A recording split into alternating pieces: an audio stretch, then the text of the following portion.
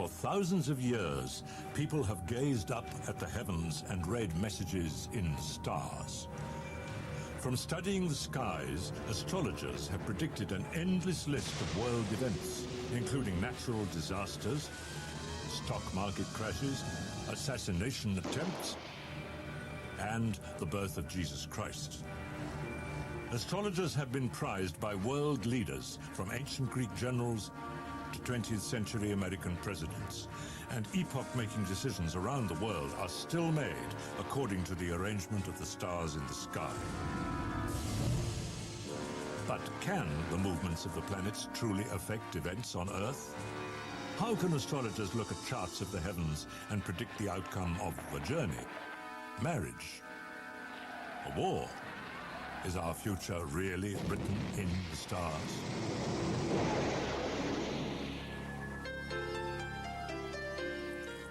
In 18th century England, there were two men whose backgrounds could not have been more different. One was a humble ironmonger, the other King George III of England. Despite this, their lives were full of extraordinary parallels. They inherited their father's businesses in the same month, married on the same day, fathered the same number of boy and girl children, were ill at the same time, and suffered the same accidents. Even their deaths were separated by only a few hours. They weren't related by blood, but they were astrological twins, born at virtually the same time and only a few miles apart, and their horoscopes were identical. According to astrological belief, the similar pattern of their lives was entirely to be expected. Astrology, in some form, is familiar to everyone. Millions of people read their horoscope in the media each day, and even the most skeptical know their own zodiac sign. What they may not realize as they scan the newspaper columns is that they are the beneficiaries of the most far-reaching intellectual enterprise in human history. Known as the Queen of Sciences, astrology is our most ambitious attempt to combine science and philosophy into an overall explanation of destiny, and it's as old as recorded history. It began 5,000 years ago as people watched and noted the movement of the stars in the sky. Excited by these observations, they proposed a link between movements in the heavens and human lives on Earth. Since then, astrologers have maintained that there is a meaningful connection between planets and people, but they have never agreed on how or why. Astrology has stood the test of time. It's as popular now as it has ever been, and flourishes in every corner of the globe. Cambridge University historian Nick Campion has made an academic study of astrology's changing role. Astrology is actually infinitely flexible. We just can't get away from the fact that it's one of the most accurate descriptions of character we have, and it can predict the future. Robert Curry is a prominent astrologer whose London astrology shop attracts thousands of clients each year. I think the reason for the success and popularity of astrology is because it is a truth. It is something that is fundamental. I feel that astrology comes from something higher. It's as if it's part of the universe. Sometimes when I was doing charts and consultation, I'd get a chill down my back, down my spine, because people would say things that were so uncannily true in accordance with the chart. For most people, a horoscope means a brief impersonal prediction in a newspaper or on TV. Shelley von Strunkel is a consultant astrologer who also writes popular newspaper sun sign columns in Britain and America. These are designed to give the individual a chance to think about their day to come. It's a bit like a weather report for a specific part of the country. But these horoscopes refer solely to the signs of the zodiac, sometimes called sun signs. The zodiac is the name given to the band of constellations in the sky through which the sun, moon, and planets appear to pass as they journey through the heavens. The Romans compared the movement of the planets through this starry backdrop to a chariot race. The sun, moon, and planets are the chariots, and the constellations are the racetrack. The zodiac is divided into 12 divisions, or signs. Everyone born during the 30 days it takes the sun to travel through one division is said to belong to that sign, and astrologers believe that they will share its characteristics and influences. Sun sign predictions are very generalized, but despite this, newspaper horoscope columns have a large following. Erin Sullivan, an astrological writer and teacher, has also written popular columns. Sun sign astrology, as it appears in the newspapers, interests millions of people, which is often why some people buy a particular paper. Some people who write these columns are terribly successful. They're very, very good. They have an excellent vocabulary. They are able to work the symbolism quite nicely. You'll find that some of them are actually very good, and some of them are absolute drivel. It's just ridiculous. A true horoscope is more than just a sun sign description. It's a personal chart describing the astrological influences relating solely to that individual. The chart is cast by an astrologer and is known as a natal chart. This is a map of where the planets are at the time of your birth.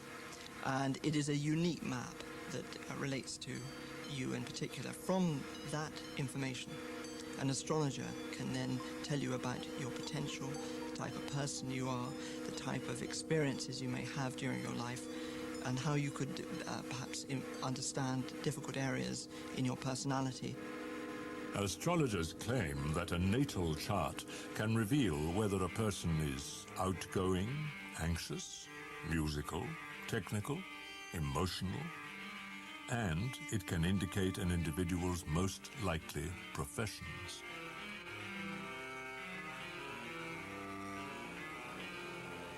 The chart is a snapshot of the heavens at the exact moment of birth. The pattern of the skies can change in as little as 4 minutes, so no one except those born within moments of each other in the same place could lay claim to the same horoscope. Astrological twins, like George III and the Ironmonger, are considered more likely to have similar lives than identical twins born a few crucial minutes apart. Many people don't know the exact time of their birth, but this doesn't prevent them from having a horoscope cast. Usually, astrologers cast a chart for sunrise on the birth date, but there is a longer process called rectification, whereby the astrologer works backwards from the events of a person's life to their most probable birth time. Anyone who knows their birthday can visit an astrologer to have their horoscope drawn. It's not a lot different from going to see any other consultant, except first you've got to provide your birth date, place, and time. Normally, before the individual attends the appointment, the astrologer will have calculated a chart, a horoscope. Natal charts can be drawn up for anything which has a birth date. Cities, even structures, can have charts. The Berlin Wall, for example, built in August 1960, had a horoscope which predicted a time of instability and change for November 1989, the date when this historic barrier fell. Nick Campion has even drawn charts for countries. So what we do is take particular politically important moments for each country. For one country, it may be a revolution. For another, a coronation. So for the United States, we take July the 4th, 1776, which is when the wording of the Declaration of Independence was agreed, and this is when the United States celebrates its birthday. Drawing charts for places, groups, or countries is known as mundane astrology. It's the most ancient form of astrology and the one most commonly used by world leaders in history. These horoscopes show the most auspicious time to begin important enterprises, whether it's making an important speech or declaring war. Astrologer Joan Quigley used mundane astrology to select the time for Ronald Reagan's second inauguration as President of the United States. She chose 11:57 a.m. in a chart set for Washington, D.C. And it is a spectacular chart. The sun was in the sign of Aquarius, Ronald Reagan's sign. And Jupiter, the planet of growth, expansion, and opportunity was next to the moon, which signals popularity. There could have been no better indication for a successful administration. The role of Quigley in the White House was a highly secret one, but politically important dates in modern Malaysia and India are still decided by public astrological readings. A horoscope is based upon a map of the heavens. It's a very detailed map, and astrologers are grateful that computers have taken over the time-consuming task of physically drawing up the chart. Henry Weingarten is a financial astrologer who generates thousands of charts each year. The role of the computer is similar to what it was to have students from many years ago. They're doing the routine calculations for you, but the actual analysis is done by a professional.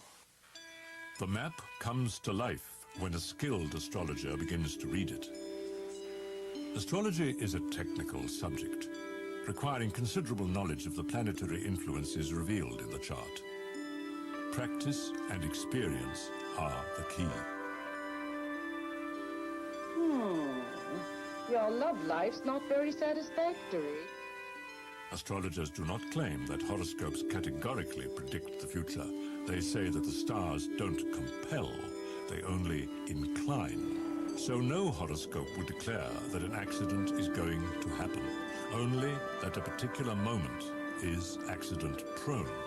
Astrologers aim to provide their clients with extra information, thus adding to choice, not restricting it. Many people find that having a horoscope read provokes thought and forces concentration on the issues. It helps them with decision-making. How can analyzing a map of the heavens affect the personalities and actions of people on Earth? The solution lies in astrologers' belief in the nature of planetary influence, a belief that began 5,000 years ago. Around 3000 BC, the foundations of astrology were laid among the ancient civilizations of Mesopotamia, now Iraq. Here, in a region called Babylonia, the first astrologers stood on their 300-foot-high ziggurats and gazed at the stars. They noticed how the most obvious heavenly bodies, the planets, seemed to follow strangely erratic paths, sometimes passing each other at great speed, sometimes slowing down, and even going backwards. These ancient observers worked out what 20th century scientists using space probes and telescopes have confirmed: that the planets have regular orbits and that they vary in position, brightness, and speed as they follow their paths. The Babylonians also began to record a connection between these patterns and events on Earth. The Mesopotamian philosophy, which continued well into classical Greece and Rome and into Renaissance Europe, was that the whole world was alive. And by the whole world, he meant the universe, the stars, as well as the Earth. And they continually believed that nature was talking to them. And behind nature were the forces which they called the gods and goddesses. For the Babylonians, the forces of nature extended into space, which they saw as inseparable from earthly life. These first astrologers saw the planets as embodying the powerful yet capricious gods and goddesses, each planet resembling in appearance and movement the character of its god. The Babylonians, and later the Greeks and Romans, believed that these planets, all different, exerted their influences upon life on Earth, and that the closer each planet locked in its orbit came to the Earth, the more strongly people on Earth were affected by it. This ancient idea of the planets as forces with distinctive personalities and effects is still the cornerstone of astrological belief and the basis on which horoscopes are interpreted. The core function of a horoscope is to record the positions of the planets so that their influences can be assessed. This chart, the horoscope of John F. Kennedy, is recorded in a shorthand developed by astrologers through the centuries. Although this shorthand has changed little over the years, the mechanics of drawing the chart have been transformed by computers. But astrologers still learn to calculate and draw charts in the traditional way, using astrological tables. If we wanted to calculate the horoscope for President Kennedy, we would first of all need to look at his time, date and place of birth. Now, he was born at 17 minutes past 3 in the afternoon in Brookline, Massachusetts on the 29th of May, 1917. Our first simple calculation is to work out what the time was in London, which we would call Greenwich Mean Time. And the reason is quite simple. It's that all the planetary tables are calculated for London. Now, with that information, we can then go to the table of houses and make one slight further adjustment and then look up his rising sign, which happened to be Libra. The rising sign is a sign rising over the eastern horizon when you were born. According to all astrological traditions, the rising sign or ascendant is as important in your horoscope and character as the sun sign. So, taking President Kennedy's chart, his rising sign is Libra, we mark that carefully on the left-hand side, and then we fill in the rest of the signs of the zodiac around the outside, through right round the circle, round back to Virgo. The chart has a further set of divisions. These are the houses. They refer to practical areas of human life, such as family, money, travel, and work. The next stage is to work out where the planets were at the time of birth. Now, we would go for this information to a book called An Ephemeris, and this will list the positions of the planets for every day of the year, and you can buy a volume which lists them for 100 years if you wish. Taking President Kennedy's chart, for example, he was born with the sun in Gemini and the moon in Virgo. Now, the planetary positions in the Ephemeris are going to be given to the nearest degree, very precisely. So we're not just looking at the sign the planet is in, but also the precise degree of the sign. And then we go around and do the same with the other 8 planets. Once the planets have been recorded on the chart, interpretation can begin. The astrologer must know the influences identified with each planet. In Kennedy's chart, the most significant planets are Jupiter, the planet of leadership and success, Mercury, the planet of the mind and communication, Mars, the planet of war, Venus, the planet of love, and Pluto, planet of death and endings. The relationship of planets to each other can be as important as their individual effect. One powerful grouping is a key feature of Kennedy's chart. It's interesting to see that he had a very, very powerful conjunction of planets in Taurus. Now, a conjunction means that planets are linked very tightly within 8 degrees in a sign. And he had Jupiter, which is a planet of optimism and growth. Mercury, which is the planet which ruled his mental processes, his ideas, and Mars, which is a planet of anger and aggression, and in politics indicates war. Now, Taurus is a sign which is very persistent and very stubborn and achieves its aims without deviation. It will find a course and stick to it. I think that this is the particular alignment which indicates his success in standing up the Soviet Union in Berlin and in Cuba. And of course, looking at the chart very literally, Mars in ancient times ruled arrows and spears, and of course in modern terms that's missiles.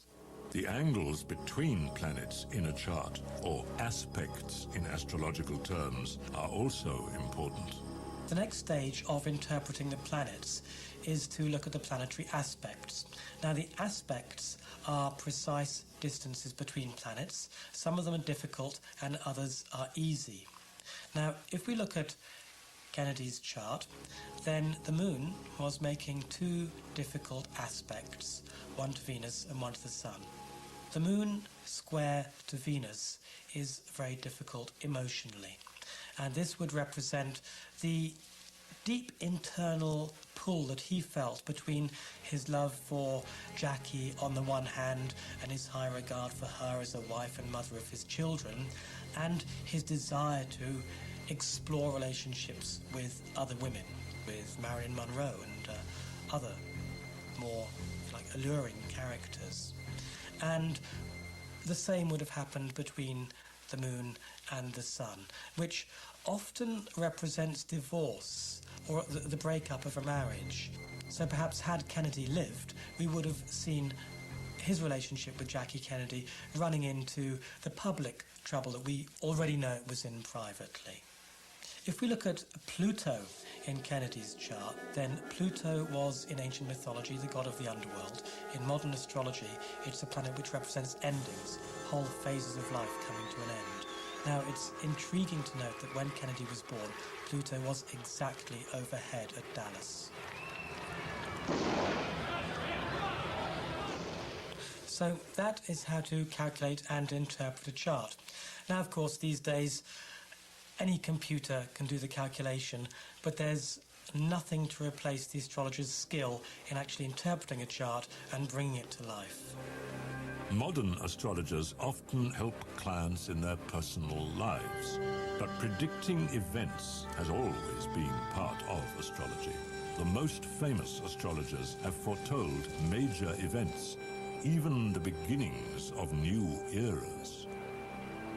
Nearly 2,000 years ago, a small group of Persian astrologers observed an unusual conjunction in the heavens.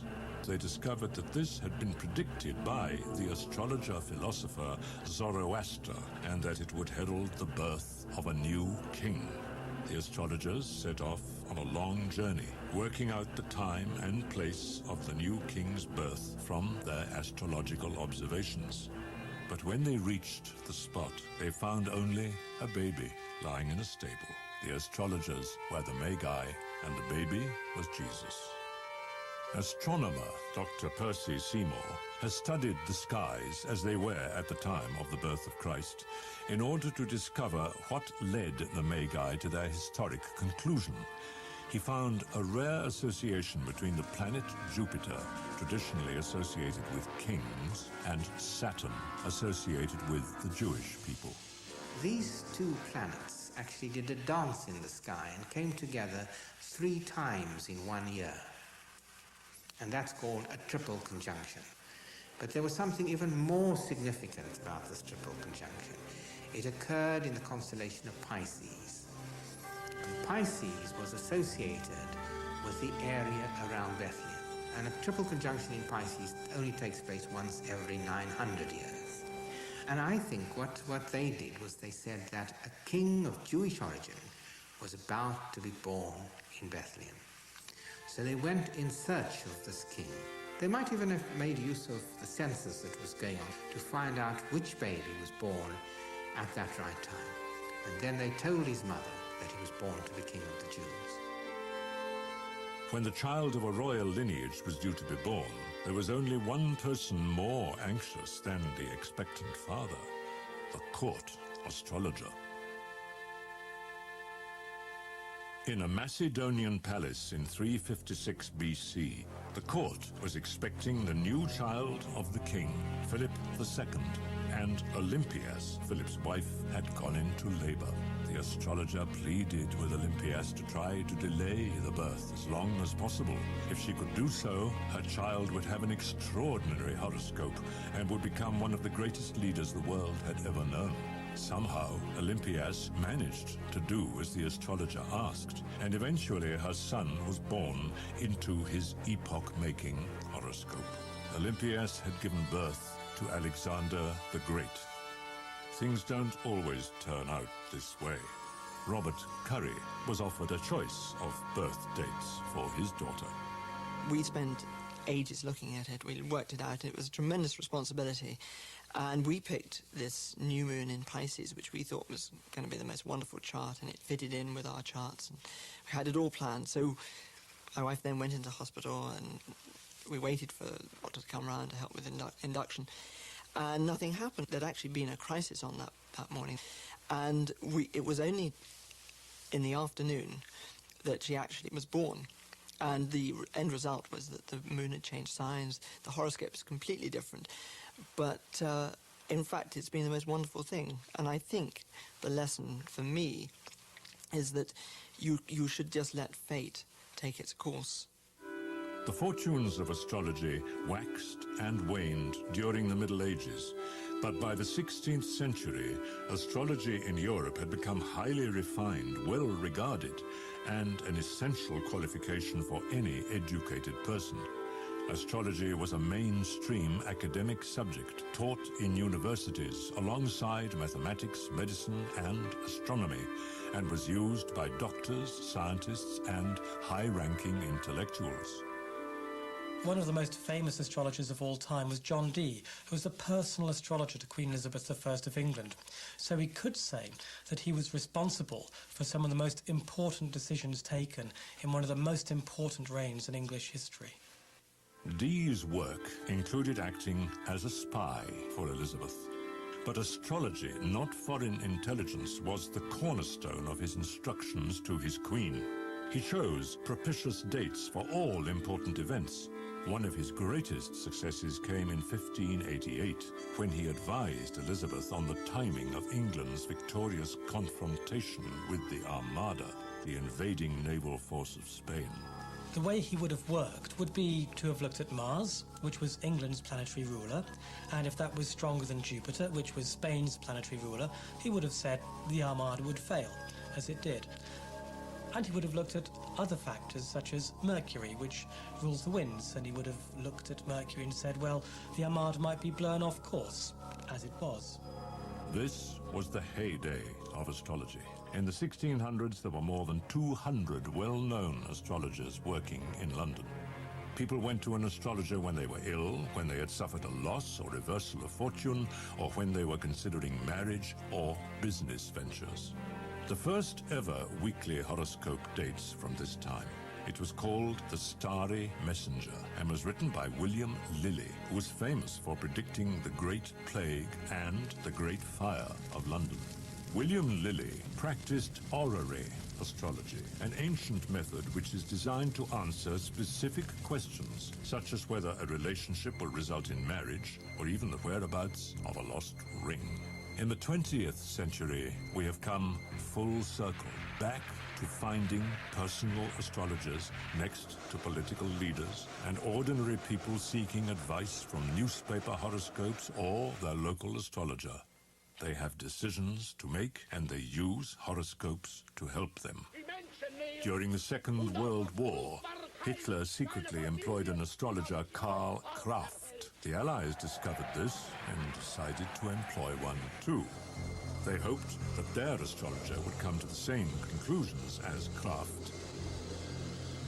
When Kraft compared the charts of Rommel and Montgomery just before the North African campaign, he could see that Britain was certain to be the winner.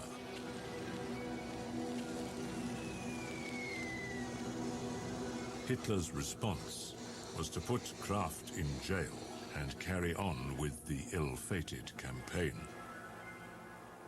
President Reagan was more inclined to follow the advice of his astrologer, Joan Quigley. Quigley's first success was to predict the attempt on Reagan's life. And thereafter, she was involved in all the major and many of the minor decisions of the presidency. When Quigley was doing her work, her calculations would be as precise as selecting the time that the president's aircraft, Air Force One, would leave on a trip for a summit conference. So that a message would go from Mrs. Quigley to Mrs. Reagan to the president's office that the president's plane should take off at a specific hour for a summit meeting. And it did. In the winter of 86 to 87, Quigley was worried about the movements of Uranus and Saturn. She felt that they indicated a danger of assassination. For 4 months, Reagan stayed inside the White House, emerging only once to give the State of the Union address. Every event in the president's life was timed by the casting of horoscopes. But how did horoscopes help Reagan with the bigger issues of the presidency? Joan Quigley is credited as being one of the people who told Ronald Reagan that he could do business with the Soviet Union. Now, for the first part of his presidency, Reagan had been sounding off against the evil empire, and there had been this amazing arms build-up. And then Joan comes along and looks at Gorbachev's horoscope and says to Reagan, look, this is a man that we can do business with. Ronald Reagan used astrology to help him make decisions which altered world history. But millions of ordinary people use astrology in their everyday life. They use it for all kinds of purposes. Astrology claims to give insight, and there is no area of life where insight, and thus astrology, cannot be employed. Astrology offers help in everything, from finding a lost purse to timing a journey. Horoscopes assist people with problems in their personal lives. Astrologers claim that a natal chart can help you know yourself and thus be more equipped to meet challenges. A horoscope is the most egocentric document imaginable, a map of the universe with the individual at its center. For many people, including princesses, this chart is the place where revelations about past, present, and future are to be found. Diana had used astrology quite consistently and, as far as we can gather, quite successfully. Now, she was born with the sun in Cancer, which is responsible for the caring, compassionate, emotional side of her character, but also for that part of her which is so shy and withdrawn. Astrologers find Princess Diana's chart explains a great deal about her personality. A chart's a picture of what one experienced in childhood. And the moon opposite Uranus indicates a tumultuous childhood. And indeed, her mother did leave suddenly when she was a young child, and she acquired a new and not altogether popular stepmother shortly after. This position of the moon and Uranus in her chart marks then the tendency as an adult to react suddenly as well when she's hit with conflict, as we've seen to be the case. In a consultation, an astrologer would use these insights to give advice about the future. I think another way in which astrology was very important to Diana was in taking aspects of her chart which were difficult. For example, I'm thinking of her moon in Aquarius squared to Venus, which is very, very difficult emotionally and been causing her great tension. And her astrologers showed her how this could be used positively because it's a very, very idealistic alignment. And that's when she started going to meet Mother Teresa and taking up radical charities such as AIDS and shaking hands with AIDS victims. Princess Diana's chart shows Saturn, the planet of duty and responsibility, challenged by Neptune, which represents disillusionment and disintegration. And her Venus, the planet of love and romance, is opposed by Pluto, the planet of hidden things, opposition, and endings. Buckingham Palace would have done well to have looked at Diana's horoscope. Had they done so, they would have seen somebody who just couldn't be contained in a tight, constricting atmosphere, who just couldn't obey the rules. And I think had they done so, they could have used the situation of the breakup of the marriage just so much more positively. But could a comparison of the prince and princess's charts have been the most useful way of avoiding a potentially disastrous marriage? Few astrologers would claim that charts can say whether two people will be happy together, but they do think that horoscopes can reveal potential problems. Prince Charles's chart shows his Venus next to Neptune, in a position which indicates idealization of women, particularly his mother, a definite problem for any wife to contend with. And a look at Princess Margaret's chart reveals an unhappy outcome for romance. It shows Venus, standing for love, opposed by Saturn, the planet of duty, foreshadowing the crisis in which she gave up the love of her life, a divorcee, to avoid a damaging scandal. Astrology is often used when people are thinking of marriage. Astrologers find that it's one of the most popular topics in their consultations. The questions are often about the chances of success in specific relationships.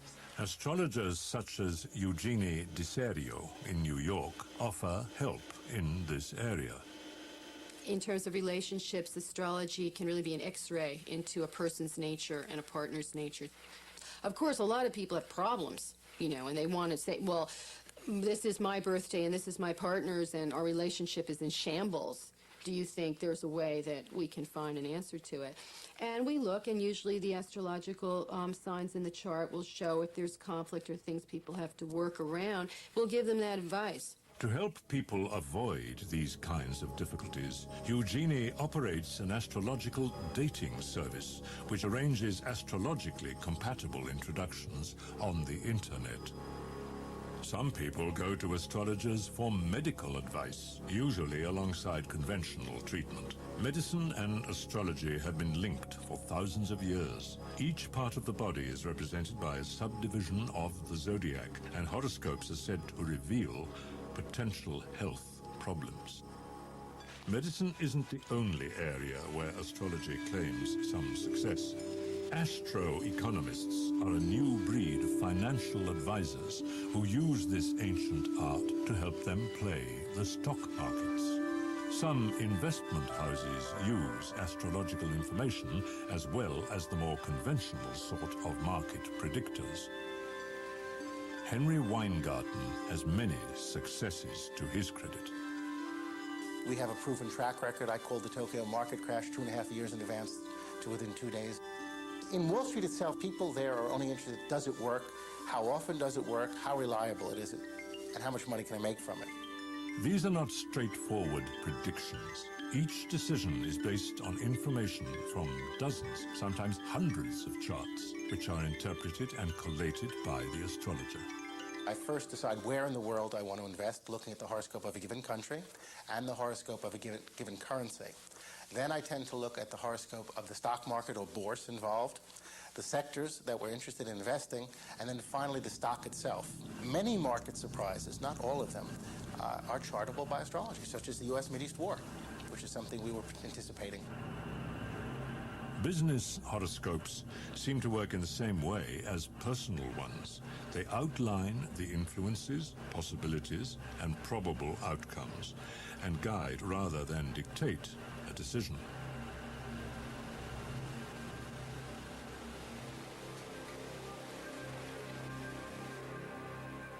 For those who use astrology this way, its validity is not in doubt. Others are less convinced. Scientists have difficulty accepting a system whose workings seem to have no plausible explanation. But astrologers have something new to offer the cynics: statistical evidence. The continued popular appeal of astrology is a puzzle to many 20th century scientists who regard it as a lingering superstition. In the 1950s, Michel Gauquelin, a French scientist and statistician, irritated by what he thought were astrology's bogus claims, set out to refute a statistical study in which the astrological writer Léon Lasson had connected horoscopes with choice of career. To his surprise, his results confirmed Lasson's original conclusions.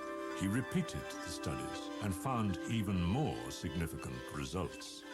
He turned up a very interesting result, looking at men who had excelled themselves in the medical profession, medical scientists and physicians who had excelled, won prizes, made discoveries, and he found out that these men, there were mainly men at that time, they were mainly born when Saturn or Mars had reached its highest point in the sky.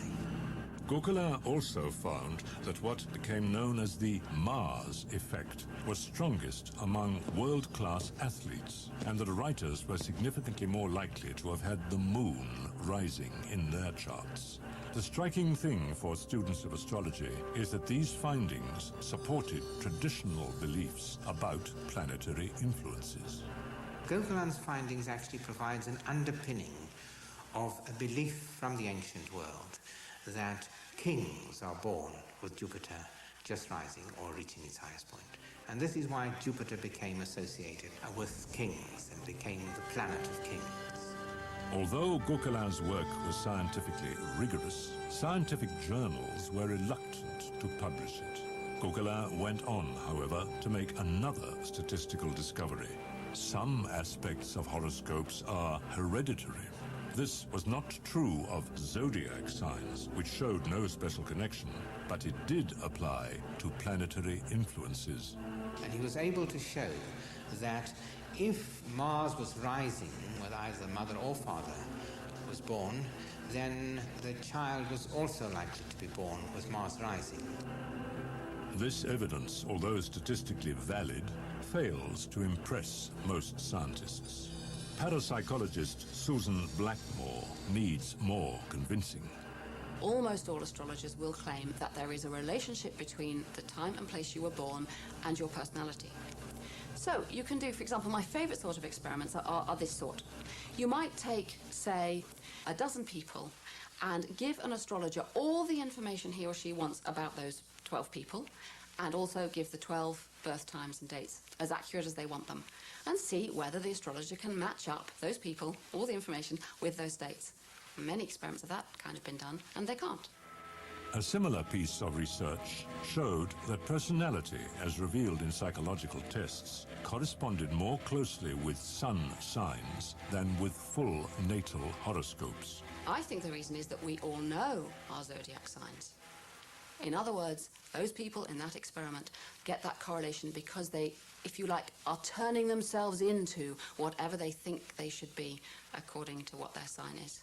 Some scientists accept that astrologers are perceived as accurate by their clients. Psychologists, in particular, have been interested in explaining these successes. Carl Jung believed that there was a link between planets and earthly events, but that neither caused the other. They were both part of an overall synchronized pattern. Bob Breyer has a different theory as to how astrologers get results. It has nothing to do with the stars. It's something else. And I think that something else is probably extrasensory perception, ESP. If astrology really worked the way many astrologers claim it does, that there's a direct correlation between the position of the heavens at the time of your birth and your subsequent actions, then the best astrologer would be a computer. But I think most astrologers feel that you can't do it just with a computer. There has to be an interpretation. And I think the interpretation is where ESP comes in. Many psychologists maintain that good astrologers, those who impress clients with the accuracy of their personality analysis and can pinpoint problem areas, achieve the result with a combination of skills. They may, for example, be excellent at picking up unconscious signals from their clients, or may simply be good at telling clients what they want to hear. I think the real power of astrology comes from people's desire to see themselves in the descriptions they read. So, for example, if I said to you, well, on the outside you appear really confident and relaxed, but underneath you're actually more worried than you seem. Now, that's true. Almost everybody will say that's true of them, but not true of other people, because you don't realize everybody else is like that too. You can very easily come to believe that astrology has far more validity than in fact it does. But astrologers are equally convinced that a horoscope is valid in its own right. Their position is that good astrologers succeed because they are experienced at reading charts. I was asked to do a chart as a gift for a gentleman, someone I'd never met, and given the birth time, date, and place. And I did a tape for him and sent it off in the post and really thought nothing more about it until I got a phone call from his wife, because she said my tape had helped her understand her husband better than she ever had before. Percy Seymour is one of the few scientists to develop a theory in the areas where real evidence does exist. He has sought an explanation for the connection which Gauquelin demonstrated between the position of planets and the lives of individuals. Seymour's theory is that planetary influence operates through a form of magnetism to which humans are sensitive. The mechanism is unclear, but we already know that the sun and the moon exert an influence on Earth. The full moon, for example, has long been associated with changes in human behavior, and the moon's phases are precisely linked to the ebb and flow of the tides. Animals certainly seem capable of responding to the moon's effect. Oysters, for example, open and close at irregular times each day. It was thought that this was a response to the rise and fall of the tides, but biologists discovered that even in still tanks in the dark, the oysters maintained their tidal lunar rhythm. And when oysters are transported 1,000 miles from the coast, they change their rhythm to the moon cycle of their new home. Somehow, in their darkened tank, they can detect and respond to the phases of the moon. Activity on the surface of the sun more directly influences our atmosphere. Solar flares, magnetic storms on the sun, are associated with increased interference to radio transmissions and disruptions in human behavior. Road accidents increase up to 4 times during and just after these disturbances. Scientists accept that animals and humans can detect signals from close and powerful neighbors, such as the sun or moon. But what about the planets, which are much, much further away from Earth? Percy Seymour has a theory as to how the effects of even distant planets may be registered here. We all know that the sun and the moon have an effect on our Earth. How can the planets enter this scenario? How can they play a part, since they are so far away from us?